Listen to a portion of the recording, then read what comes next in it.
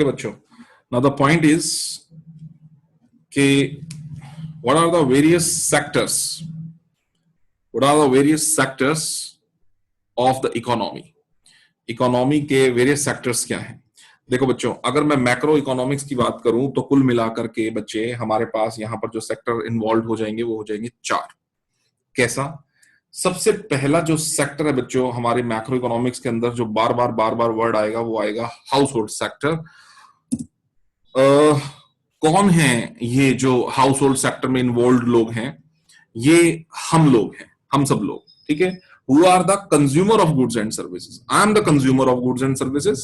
You are the consumer of goods and services, right? आप consume करते हो घर के अंदर, घर का राशन कंज्यूम करते हो, ठीक है। क्लोथ्स लेते हो मार्केट से, राइट? ये आप गुड्स खरीद रहे हो। अलावा उसके आप मिल्क ले रहे हो, गुड्स खरीद रहे हो, ये सब गुड्स खरीद रहे हो आप, ठीक है ना। वेजिटेबल्स खरीद रहे हो, गुड्स खरीद रहे हो, फ्रूट्स खरीद रहे हो, गुड्स खरीद रहे हो। But other than that, you also buy some services also, right? Presently you are buying services from mine. आप मुझसे सर्विसेज ले रहे हो, राइट? आप मुझसे पढ़ रहे हो, मुझे फी दे रहे हो, ठीक है। तो इसका मतलब आप मुझसे सर्विसेज खरीद रहे हो। डॉक्टर के पास आप जाते हो ट्रीटमेंट के लिए, डॉक्टर से सर्विसेज खरीद रहे हो, ठीक है बेटा।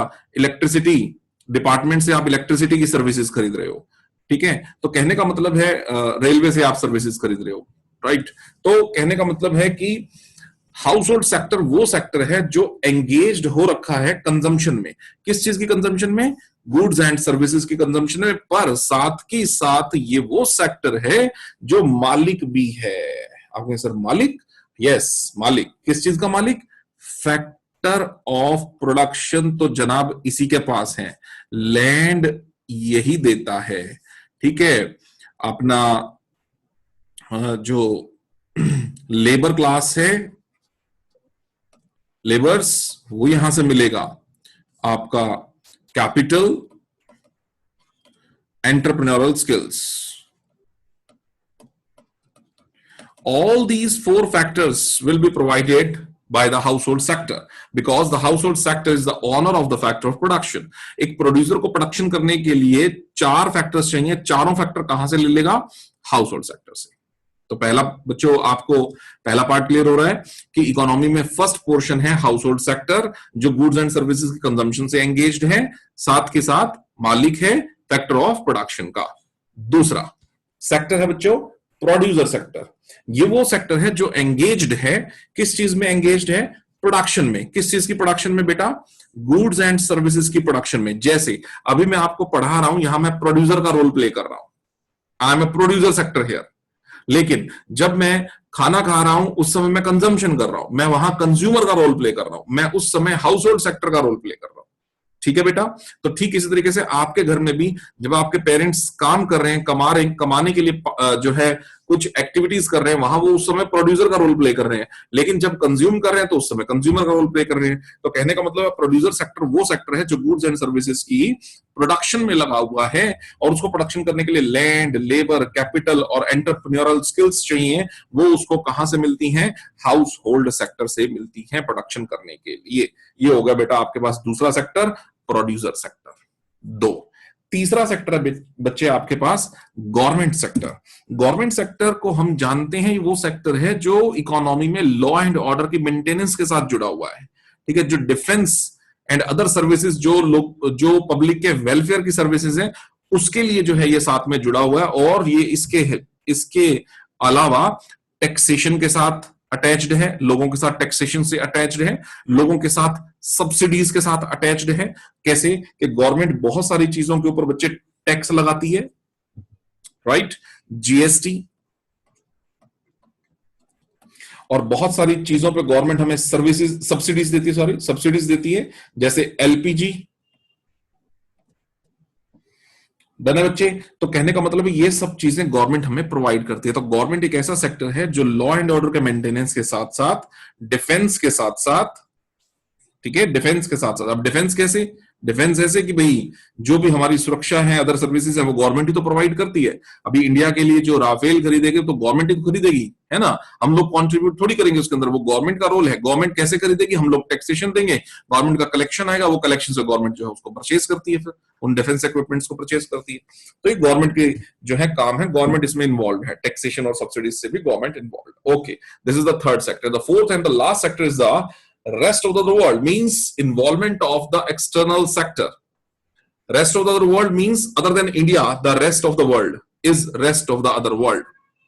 इसमें आपकी सारी कंट्रीज आ गई इंडिया को छोड़ के, जो एक्सपोर्ट, जिनके साथ हम एक्सपोर्ट एंड इंपोर्ट में एंगेज्ड हैं, ठीक है, वो चाहे चाइना हो, वो rest of the other world है, वो पाकिस्तान हो, वो रशिया हो, वो अमेरिका हो, ये सभी कंट्रीज जो इन्वॉल्व हैं ये rest of the other sector में इन्वॉल्व हो जाएंगे। ओके बच्चों, ये होगी बात। अब बात आती है सर कुछ इंटरसेक्टरल फ्लोज क्या हैं, यानी दो सेक्टर, मेनली जब हम बात कर रहे हैं यहां पर गवर्नमेंट को थोड़ी देर के लिए साइड में रखते हैं, ठीक है, rest of the other world को भी साइड में रखते हैं। हमारे मेन जो हमने बात करनी है वो दो सेक्टर में करनी है। पहला सेक्टर हाउस होल्ड सेक्टर है और दूसरा सेक्टर बेटा कौन सा है, प्रोड्यूसर सेक्टर। इन दोनों का इंटरसेक्टरल फ्लो क्या है, इन दोनों की आपस में डिपेंडेंसी क्या है, आइए हम लोग बात करते हैं इंटरसेक्टरल फ्लो पे। कहता बच्चों सुनो, दो सेक्टर आपस में इंडिपेंडेंट है, दो फ्लोज के साथ, जिसको हम रियल फ्लो और मनी फ्लो में डिवाइड कर सकते हैं। आइए मैं बताता हूं वो दो फ्लोज कैसे हैं। ये लो, सबसे पहले यहां इस वाले डायग्राम पे मैं बात करता हूं आपसे।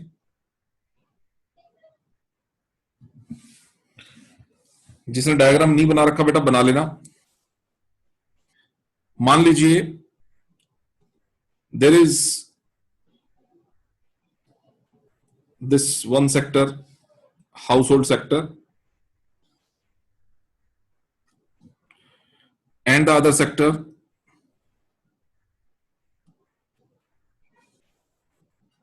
the producer sector.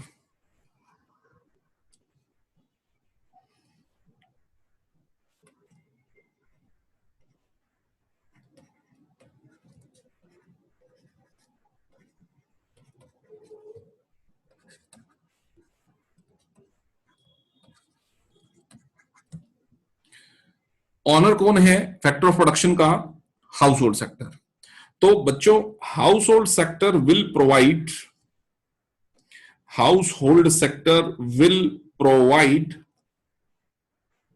पहले लिख लें, household sector is the owner of कौन, land, labour, capital, entrepreneurial skills. Okay, and all these four factors are required by the producer sector to produce the further goods and services. So all these four sectors will be transferred from the household sector toward the producer sector. ठीक है बेटा, ये क्या क्या transfer होने वाला है, ये लैंड ट्रांसफर होने वाला है, labour, capital and the entrepreneurial skills. Done है, बिल्कुल सही। लेकिन बच्चे ये फ्री में थोड़ी ना ट्रांसफर हो जाएंगे सारे के सारे फैक्टर्स। अरे फ्री में कौन किसको क्या देता है, कुछ भी फ्री में नहीं मिलता। तो ये जो land, labour, capital, entrepreneurial skills house hold sector ने प्रोड्यूसर सेक्टर को प्रोडक्शन करने के लिए दिया है, इसके बदले में प्रोड्यूसर सेक्टर वापस पेमेंट्स करेगा ना भाई, किसको, हाउस होल्ड सेक्टर को। ये लीजिए, वापस पेमेंट्स करेगा ना, पैसे देगा ना, ये लो पैसे देगा। लैंड के बदले में बेटा क्या, रेंट पे करेगा। जिस इंसान से एज ए लेबर काम लिया है उसको वेजेस या फिर सैलरीज पे करेगा। जिसने कैपिटल दिया उसको उसके बदले बच्चे इंटरेस्ट पे करेगा। एंटरप्रेन्योरल स्किल्स के बदले में प्रॉफिट देगा और पैसा ट्रांसफर हो जाएगा प्रोड्यूसर सेक्टर से कौन से सेक्टर की तरफ बच्चे, हाउस होल्ड सेक्टर की तरफ। यानी money will flow from the producer sector toward the household sector. Yes, अब यहां पहुंच गया पैसा सर, यहां पैसा पहुंच गया सर हाउस होल्ड सेक्टर के पास, और प्रोड्यूसर्स ने इनसे ली थी ये फैक्टर सर्विसेज। इसकी वजह से ये बना पाए, क्या बना पाए, गुड्स एंड सर्विसेज। समझो बात को बच्चों, रिलायंस कंपनी है, गुड्स बना लेगी, ठीक है, कोई और कंपनी है, इन्हीं के पैसे यूज करे, इन्हीं का wages and salaries, workers labour use करा, कैपिटल यूज किया, स्किल्स यूज करी और बना दी गुड्स। किसी किसी कंपनी ने गुड्स बना डाली, किसी कंपनी ने सर्विसेज बना डाली। पर वो जो कुछ भी बनाया, गुड्स बनाया कि या फिर सर्विसेज बनाया, वो जो कुछ भी बनाया बेटा वो अपने लिए थोड़ी बनाया, वो गुड्स एंड सर्विसेज बनाई है प्रोड्यूसर सेक्टर ने। किसके कंजम्पशन के लिए? हाउस होल्ड सेक्टर के कंजम्पशन के लिए। किसके कंजम्पशन के लिए बेटा? हाउस होल्ड सेक्टर के कंजम्पशन के लिए। यानी कि वो गुड्स एंड सर्विसेज यूज करेंगे, will move from the producer sector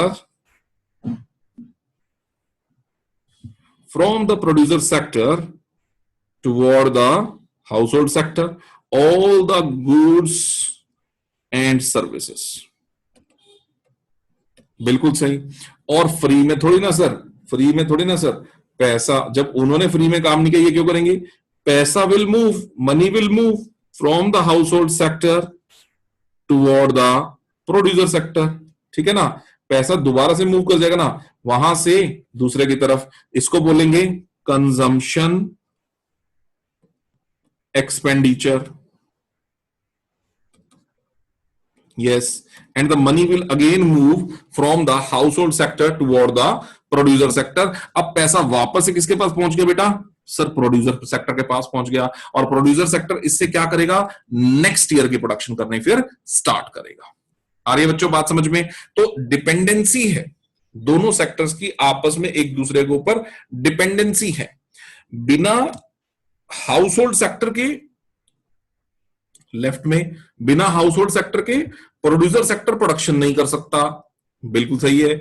और बिना प्रोड्यूसर सेक्टर के हाउस होल्ड सेक्टर कंजम्पशन नहीं कर सकता, यह भी बिल्कुल सही है। यानी हाउस होल्ड सेक्टर जो कंजम्पशन करने बैठा है उसको अपनी चीजों की कंजम्पशन करने के लिए पहले प्रोडक्शन चाहिए, प्रोडक्शन प्रोड्यूसर देगा। प्रोड्यूसर प्रोडक्शन तब कर पाएगा जब उसको फैक्टर ऑफ प्रोडक्शन मिलेंगे। फैक्टर ऑफ प्रोडक्शन कौन देगा? हाउस होल्ड सेक्टर देगा। मतलब दोनों सेक्टर आपस में एक दूसरे से कनेक्टेड है, एक के बगैर दूसरा सेक्टर बच्चे अधूरा है। अब मेरी बात सुनो आप ध्यान से।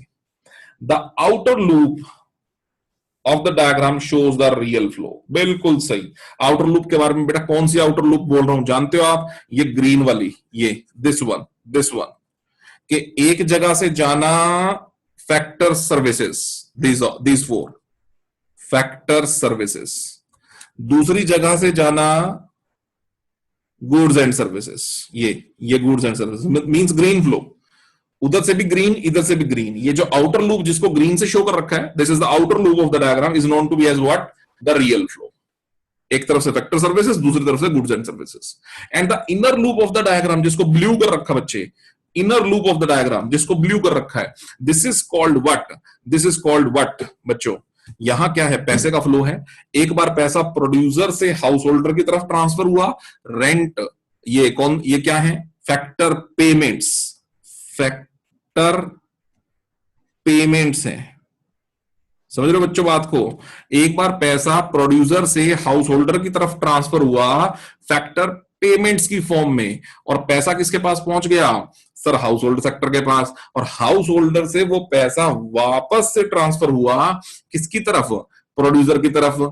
ठीक है, किस फॉर्म में? कंजम्पशन एक्सपेंडिचर की फॉर्म में। So money will again flows from the household sector toward the producer sector. So the green flow is known to be as what?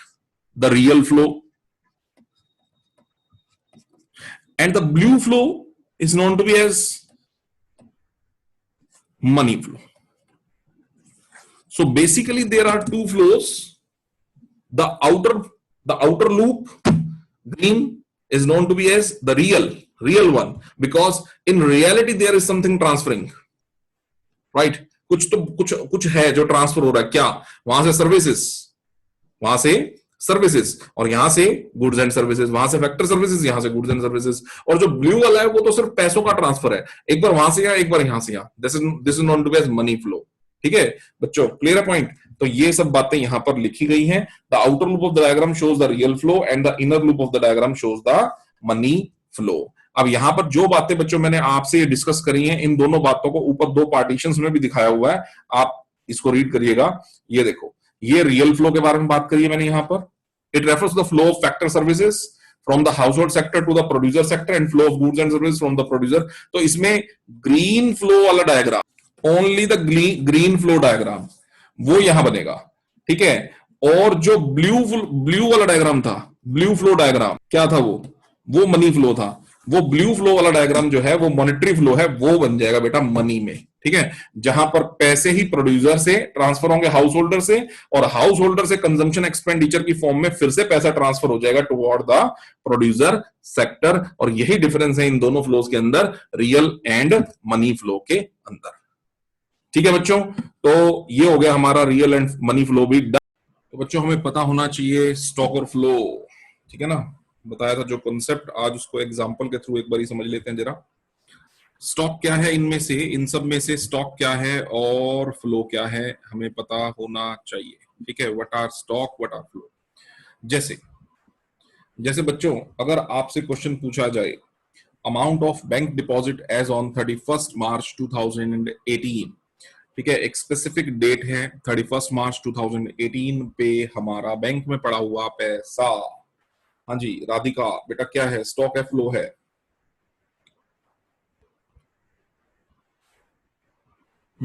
Yes Radhika, क्या है बेटा ये? स्टॉक है, ओके वेरी गुड बच्चे, stock है। चलिए और बातें सीखते हैं इसमें, और बातें सीखते हैं बच्चों।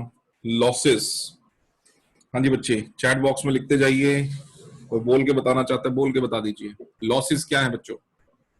लॉसेस, मन्नत कह रही है फ्लो है, फ्लो है, वेरी गुड बच्चों, फ्लो है।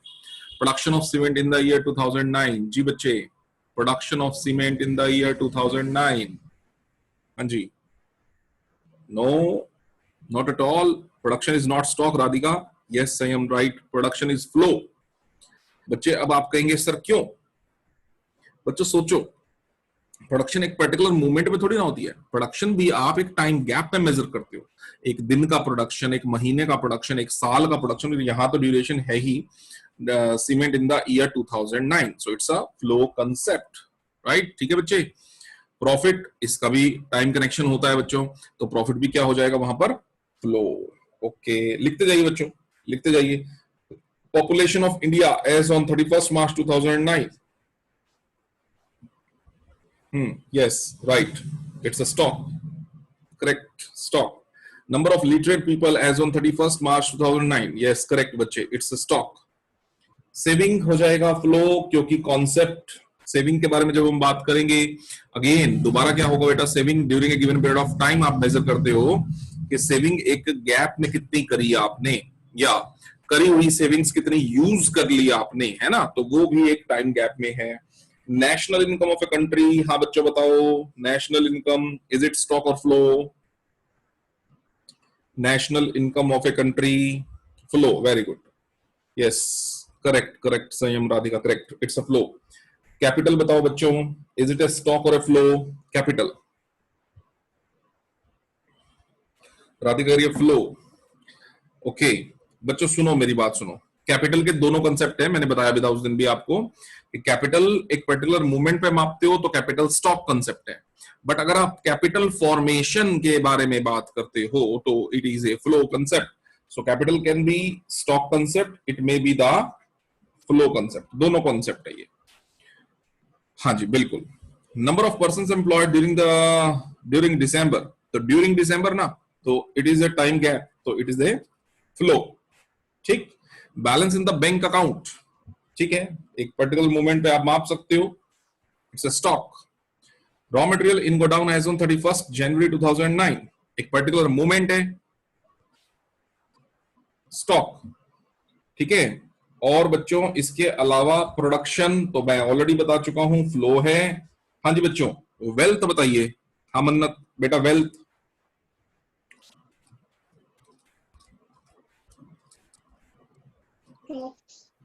हाँ बेटा स्टॉक या flow? Wealth, stock, yes wealth is a stock. 10th number of person employed during December, बेटा during December, Yogya, during December means during one period of month, during a period of 1 month, समझ रहे हो? Sir पर number of person तो fix ही रहेंगे December में जो एम्प्लॉय हुए। नहीं, उस पूरे के पूरे दौरान क्या थे, दिसंबर के पूरे महीने में कितने थे, मतलब 1 दिसंबर से लेकर के 31 दिसंबर के ड्यूरेशन में कितने चले, अगर ऐसे पूछेगा तो फ्लो, आज एक पर्टिकुलर डे पर हमारे एम्प्लॉयमेंट लेवल क्या है, एक पर्टिकुलर जगह पर एक पर्टिकुलर मूवमेंट पे एम्प्लॉयमेंट लेवल क्या है, वो स्टॉक हो जाएगा। लेकिन ये ड्यूरिंग दिसंबर पूछा बच्चों, ये फ्लो है, ठीक है, ये फ्लो है। ओके, जीडीपी बताओ बच्चों, जीडीपी बताओ, ग्रॉस डोमेस्टिक प्रोडक्ट। हाँ जी, फ्लो, क्योंकि इसके साथ भी आपको टाइम अटैचमेंट करना ही पड़ेगा, ठीक है ना, बिना टाइम अटैचमेंट के आप उसको नहीं बता सकते। Yes, it is a flow concept. Okay, ये हो गया बच्चों स्टॉक एंड फ्लो मूवमेंट्स। अच्छा जी, ये बता दिया था बच्चों।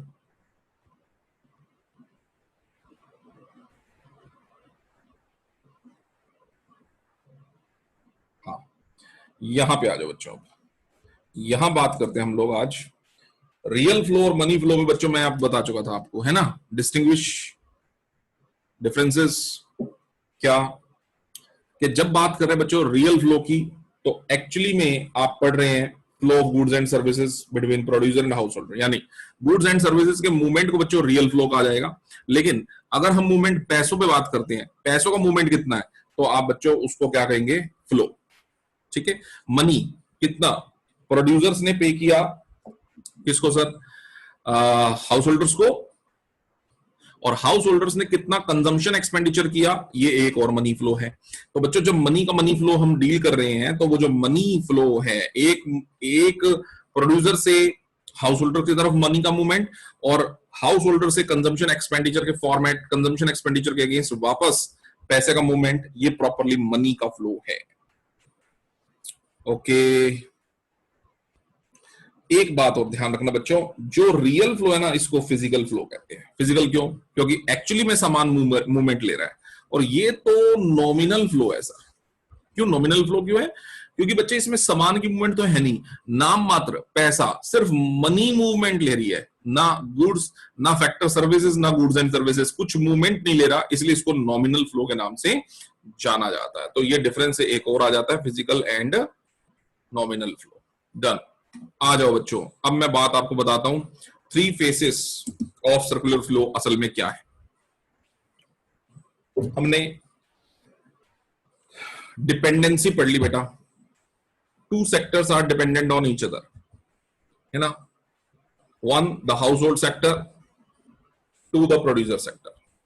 Producer sector gets the factor services from the household sector and makes the production of goods and services which is used by the consumer sector again। तो प्रोडक्शन करने के लिए उसको हाउस होल्डर सेक्टर की जरूरत है, और हाउस होल्ड सेक्टर को कंजम्पशन करने के लिए जो गुड्स एंड सर्विसेज की जरूरत है, वो गुड्स एंड सर्विसेज प्रोड्यूस की जाती हैं बाय द प्रोड्यूसर सेक्टर। तो कहीं ना कहीं दोनों सेक्टर्स एक दूसरे के ऊपर बच्चों डिपेंडेंट हैं, ये बात हम सीख चुके हैं। डन है बच्चों, ये बात हम सीख चुके हैं। अब बात करते हैं आगे कि जब हम इस पूरे मैटर पे बात कर रहे हैं, तो प्रोडक्शन का जो पूरा सर्कुलर फ्लो है ना, तो उसके 3 फेस है बच्चों। एक है फेस ऑफ प्रोडक्शन, दूसरा है फेस ऑफ इनकम जनरेशन, और तीसरा फेस है बच्चों फेस ऑफ डिस्पोजिशन या फिर एक्सपेंडिचर। आइए मैं बताता हूं आपको कि ये कैसे होता है। देखो बच्चों, सबसे पहले मैं मानता हूं कि देर आर प्रोड्यूसर्स। एक मिनट रुको, मैं प्रोड्यूसर्स की फोटोग्राफ बना दूं यहाँ पे। ये लो जी, ये आपका प्रोड्यूसर बना दिया मैंने यहाँ पे, ये फैक्ट्री बना दी, हट टाइप फैक्ट्री। ये लो, ये आपका प्रोड्यूसर सेक्टर है बच्चों, producer sector. Done. And the producer sector requires the FOP, factor of production. What are that? पता है सबको बच्चों? लैंड चाहिए सर लेबर चाहिए इसको, सर इसको कैपिटल भी चाहिए, सर इसको एंटरप्रेन्योरल स्किल्स चाहिए, and these will be provided by the household sector. ठीक है, ये सब का मालिक कौन? House hold sector. किसी के पास जमीन है वो देगा, मतलब उससे किराए पे ली जाएगी, ये समझ के चलो। कोई एज ए लेबर इनकी फैक्ट्री में काम करने को तैयार हो जाएगा, इनके शोरूम में काम करने को तैयार हो जाएगा।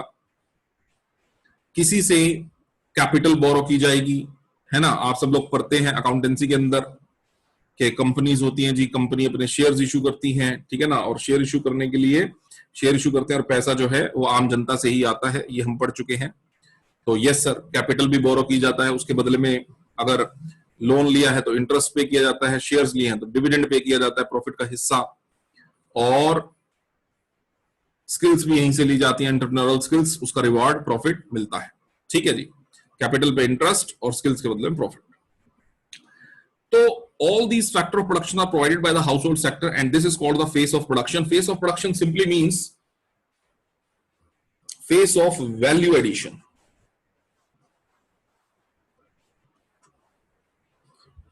Creation of utility.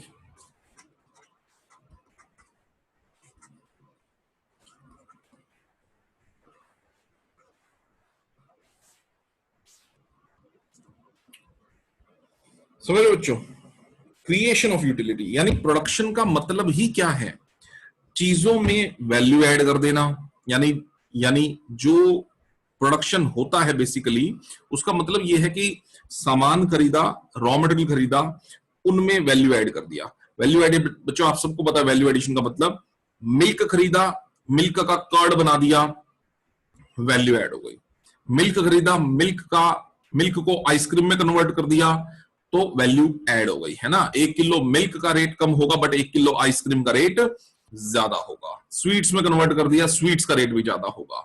मेरी बात आप सब लोगों को समझ में आ गई बेटा? तो कहने का बच्चों सीधा सा मतलब है कि फेस ऑफ प्रोडक्शन का मतलब होता है वैल्यू एडिशन कर देना, यूटिलिटी क्रिएट कर देना, और ये प्रोड्यूसर करता है with the help of factor of production. और जब ऐसा करता है तो इन सबको करने के लिए उसको जमीन चाहिए थी, मिली, हाँ, हाउस होल्ड से। लेबर मिला, लेबर के बदले लैंड के बदले में पे किया होगा रेंट, लेबर के बदले में वेजेस एंड सैलरीज, कैपिटल के बदले में बच्चों दिया होगा इंटरेस्ट, और अगर शेयर्स वगैरह का इशू हुआ होगा तो बच्चों उसके बदले में रिवॉर्ड मिला होगा प्रॉफिट। और ये सारा पैसा प्रोड्यूसर से शिफ्ट हुआ हाउस होल्ड सेक्टर की तरफ, और फेस आ गया दूसरा, फेस ऑफ इनकम जनरेशन। तो ये जो इनकम जनरेट हो रही है यहां पर, जो हम फेस ऑफ इनकम जनरेशन के बारे में बात कर रहे हैं, so this is the second sector, जिसका नाम मैंने यहां पर रख दिया, ये लो जी दूसरा सेक्टर बना दिया बच्चों, ये हो गया आपके पास हाउस होल्ड सेक्टर। यहां लिख देता हूं मैं हाउस होल्ड सेक्टर। ठीक है बच्चों, हाउस होल्ड सेक्टर। अब हाउस होल्ड सेक्टर की इनकम जनरेट हो गई इन सब फॉर्म में, इनकम जनरेट, पैसा आ गया इनके पास। अब हम सब लोग हाउस होल्ड सेक्टर हैं, ठीक है, हम सब लोगों की इनकम जनरेट हो गई।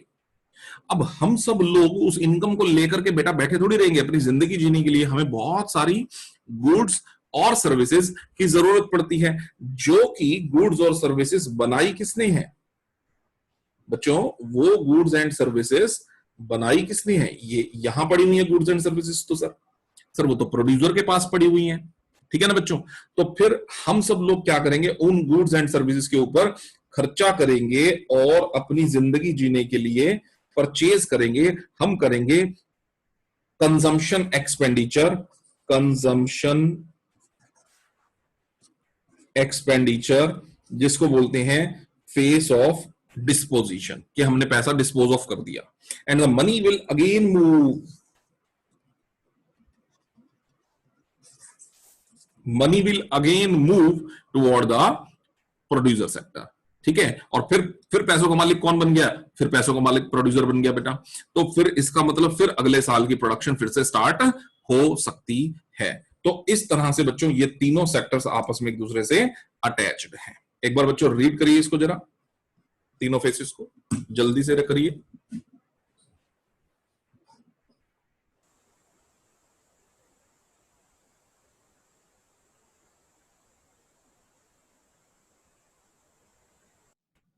हाँ जी बच्चों, हो गया रीड? जल्दी से डन लिखिए बच्चों अगर हो गया तो।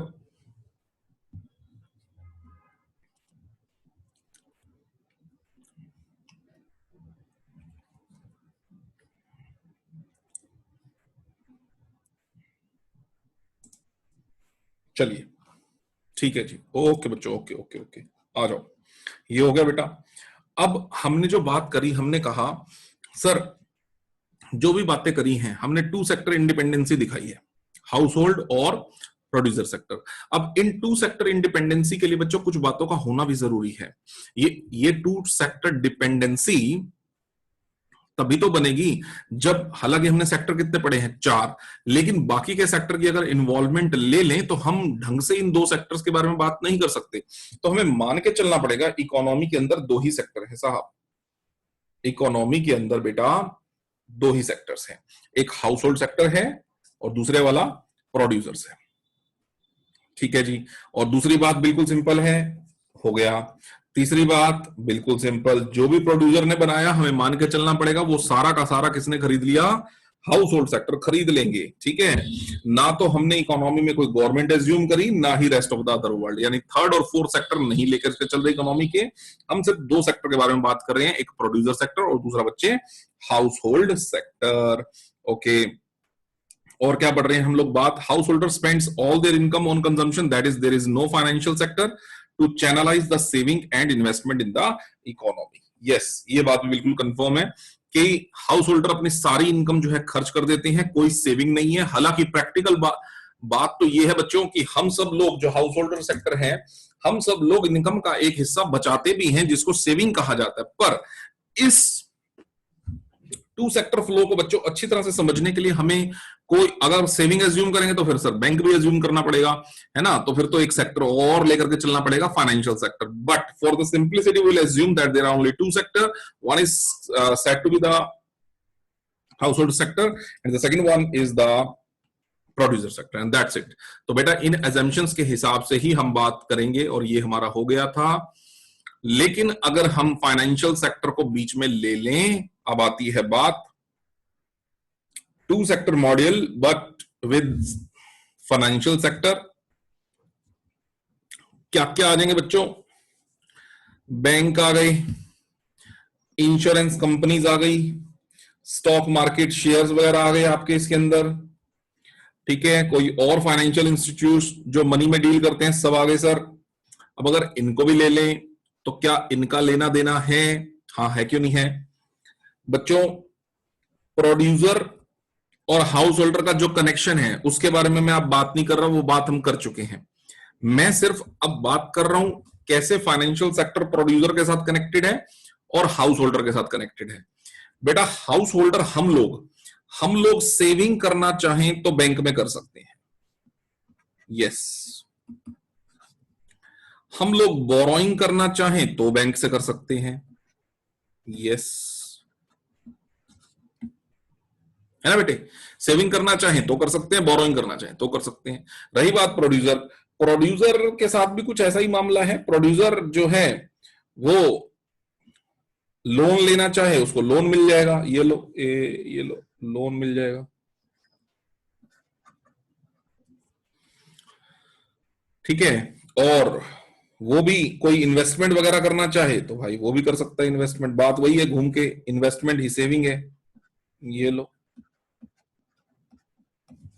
तो बात एक ही है बेटा, ठीक है। तो हम लोग बैंक और financial sector means all the banks, financial institutes, ठीक है, स्टॉक मार्केट, ये सभी कंपनीज जो हैं ये फाइनेंशियल सेक्टर का काम करती हैं। तो इस तरह से हम लोग फाइनेंशियल सेक्टर से जुड़े हुए हैं। ओके, ये होगी बेटा बात एक। अब हम बात समझते हैं एक कि लीकेज का कॉन्सेप्ट क्या है और इंजेक्शन कॉन्सेप्ट क्या है। बच्चों सुनो, हमने ये पूरा सर्कुलर फ्लो पढ़ा यहां पर, ये देखो, ये पूरा सर्कुलर फ्लो पढ़ा हमने, 3 सेक्टर मॉडल पढ़ा। बेटा यहां मैं अगर आपसे 2 बातें और जोड़ दूं यहां पर, 1 मिनट इसको जरा क्लीन करें, और मैं 2 बातें आपसे यहां बोल लूं कि पहली बात तो ये बेटे कि ये बिल्कुल जरूरी नहीं है, ये बिल्कुल भी जरूरी नहीं है कि हमारी जितनी इनकम हो हम वो सारी की सारी इनकम कंजम्पशन एक्सपेंडिचर की फॉर्म में खर्च कर ही दे। ये बिल्कुल भी जरूरी नहीं है बेटा कि हमारी जितनी भी इनकम हो हम वो कंजम्पशन एक्सपेंडिचर की फॉर्म में खर्च कर दें ना, हम पैसा बचा भी सकते हैं। हालांकि आप कहेंगे सर हमने तो बैंक एज्यूम ही नहीं करा।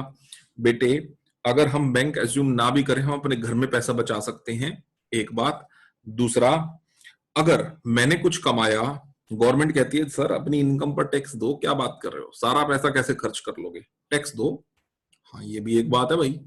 अगर बच्चों हम सब लोगों की इनकम किसी की कितनी टोटल मिला के मैंने एक सिंपल सी बात कर दी 1 लाख, एक डेटा ले लिया सिंपल था 1 लाख रुपए, इसमें से जितना पैसा बच्चों सेविंग की फॉर्म में निकल गया, मान लो वो 20,000 है, 5,000 गवर्नमेंट ने टैक्स लगा दिया, समझ गए बेटा। कुछ आपने फॉरेन कंट्री से इंपोर्टेड चीजें मंगवा ली, इंपोर्ट्स कर लिए 15,000 रुपए के, ठीक है बेटा, ये आपने सेविंग कर ली, ये आपने टैक्स दे दिया, ये आपने इंपोर्ट्स कर लिए। तो बच्चे 40,000 तो खत्म ही हो गए ना। अब 1 लाख की इनकम से 40 तो खत्म ही हो गए। इसका मतलब देश में बनने वाली जो गुड्स एंड सर्विसेज हैं उसके ऊपर आपके खर्चे जो हैं वो सिर्फ और सिर्फ हो जाएंगे 60,000 रुपीज।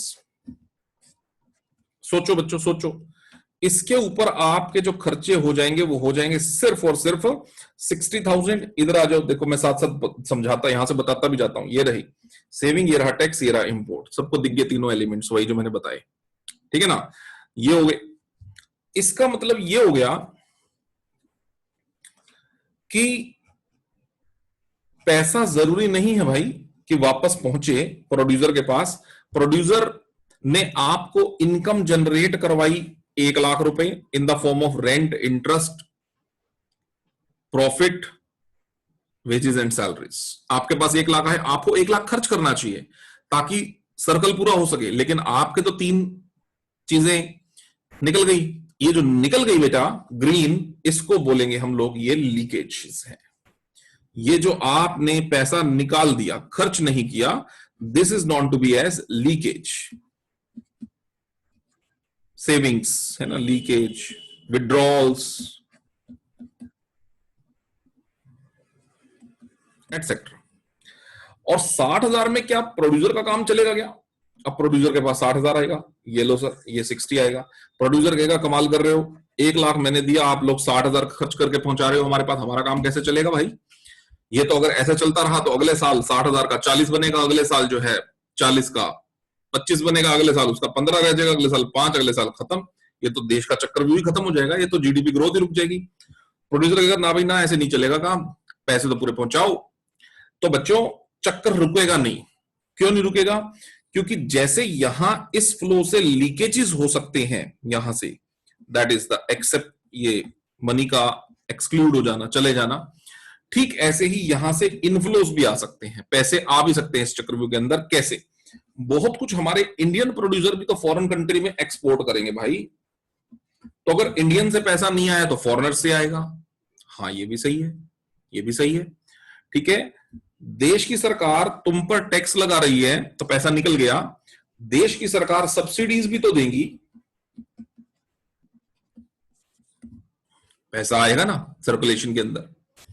और प्रोड्यूसर और एडिशनल इन्वेस्टमेंट भी तो करेगा। कहां से? बेटे तुम लोगों ने पैसे बैंक में सेव किए ना, और अगर बैंकिंग सिस्टम नहीं भी है तो गवर्नमेंट देगी ना, और अगर बैंकिंग सिस्टम है तो तुम सेव करोगे, वही सेव किया पैसा जो है वो प्रोड्यूसर लोन की फॉर्म में ले लेगा, फर्दर इन्वेस्टमेंट कर देगा। तो कहने का मतलब है एक्सपोर्ट सब्सिडीज और इन्वेस्टमेंट के एंगल से न्यू एडिशंस होंगे, एडिशनल मनी आएगी। वो जो एडिशनल मनी आएगी बेटा, उसी को क्या बोला जाता है? इंजेक्शन। बस यही कुछ है बेटे, और कुछ नहीं है, इसको बोला जाता है इंजेक्शंस। तो नए पैसों का सर्कुलेशन के अंदर आ जाना by export subsidies and investment, that is known to be as injection. और पैसों का सर्कुलेटरी फ्लो में से निकल जाना in the form of saving, taxation and imports, इसको बोलते हैं लीकेजेस। और हर जो प्रोड्यूसर हैं वो कोशिश करते हैं जितना पैसा सर्कुलेशन में निकला उसको बैलेंस किया जाए by making these kind of injections. Okay done. तो कुछ एक बातें और भी लिखी हैं यहां पर। इफेक्ट्स बेटा बहुत सिंपल सी बात है, लीकेज होगा तो लीकेज का तो इफेक्ट्स नकारात्मक ही होगा, नेगेटिव ही होगा, ठीक है ना। लीकेज होगा तो ऑब्वियस सी बात है प्रोडक्शन कैपेसिटी खत्म होगी, पैसा कम हो जाएगा। लीकेज होगा तो ऑब्वियस सी बात है लोगों के पास पैसे कम हो जाएंगे, सबने पैसे बचा दिए, टैक्स दे दिया, तो लोगों के पास पैसे कम हो गए, पैसे कम हो गए तो reduce the aggregate demand, aggregate demand circulation में घट जाएगी। बहुत सिंपल सी बातें बच्चों, समझ में आ रही है। हमारी कहीं ना कहीं प्रोडक्शन कैपेसिटी कम होगी, एग्रीगेट डिमांड रिड्यूस होगी। इन दो बातों को कोई बहुत बड़ी बात नहीं है, बहुत सिंपल सी बात है। पैसे के कम होने से ये तो होगा ही होगा, और इंजेक्शन से पैसा बढ़ेगा। पैसा बढ़ेगा तो कहीं ना कहीं हमारी प्रोडक्शन करने की कैपेसिटी वो इंक्रीज होगी, एक बात, और कहीं ना कहीं जीडीपी ग्रोथ बढ़ेगा क्योंकि एग्रीगेट डिमांड भी बढ़ेगी, एग्रीगेट डिमांड बढ़ेगी और बेटा जीडीपी ग्रोथ भी इंक्रीज होगा। और लीकेज से जीडीपी ग्रोथ घटेगा। आप सोचो, हम पढ़ चुके हैं जब एग्रीगेट डिमांड घटती है तो कहीं ना कहीं प्रोड्यूसर अपने प्लान्ड प्रोडक्शन कम कर देता है, ठीक है ना। उसका कैपेसिटी तो होता है पर वो प्रोडक्शन नहीं करता, पोटेंशियल से कम प्रोडक्शन करता है। जब पोटेंशियल से कम प्रोडक्शन करता है तो फिर वो अनएम्प्लॉयमेंट करता है देश के अंदर, ठीक है, बेरोजगारी बढ़ती है, तो जीडीपी ग्रोथ ऑटोमेटिकली कम होगा ही होगा, और यहां जीडीपी ग्रोथ ऑब्वियसली बढ़ेगा ही बढ़ेगा। तो बच्चे ये है कॉन्सेप्ट विड्रॉल और लीकेज का। अब बात आती है सर सिग्निफिकेंस क्या है, सर इंपॉर्टेंस क्या है सर्कुलेटरी फ्लो की। बेटे कितना तो आसान है, हम लोगों ने सर्कुलेटरी फ्लो में पढ़ा ही क्या है, दो सेक्टर आपस में डिपेंडेंट है। कौन कौन से? एक प्रोड्यूसर सेक्टर और एक हाउस होल्ड सेक्टर। तो हमें बहुत क्लोजली पता चल गया कि दो सेक्टर आपस में जुड़े हुए हैं सर, डिपेंडेंट हैं, इंटरडिपेंडेंस की नॉलेज हो गई हमें।